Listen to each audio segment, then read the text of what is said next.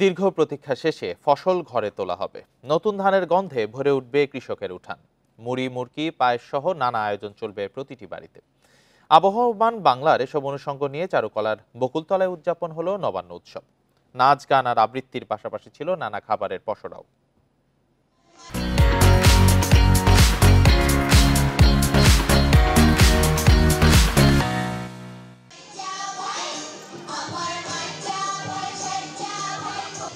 সর্বজনীন লোকজ উৎসব নবান্ন, নতুন ফসল ঘরে তোলার উৎসব।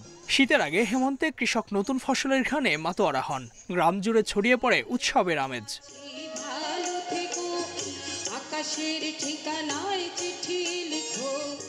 বদ্বীপের প্রায় সবার এ অভিজ্ঞতা, নগরে তা প্রায় অতীত। তাই লোকজ উৎসবকে নাগরিক জীবনে তুলে ধরতে ঢাকা বিশ্ববিদ্যালয়ের চারুকলায় এ উৎসব।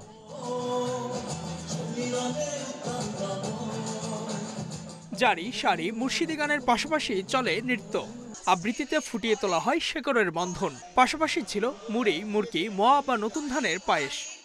পাকা ধানের যে একটা গন্ধ, সেটা তো অসম্ভব একটা, কিন্তু ঢাকা শহরে সেটা আমরা পাচ্ছি না।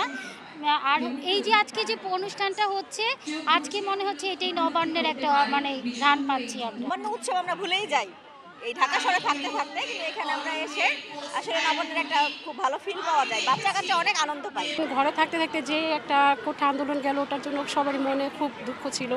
এটা আসার পরে, এটা করার পরে এখন খুব মনে প্রাণের শান্তি পেয়েছি আমরা। জাতীয় নবান্ন উৎসব উদযাপন পরিষদের ব্যানারে আয়োজকরা বলেন, খাদ্যের পেছনে যেসব মানুষ ক্রমাগত শ্রম দিয়ে যান, তাদের জন্যই নবান্ন। কৃষককে তাই সম্মান জানাতে হবে।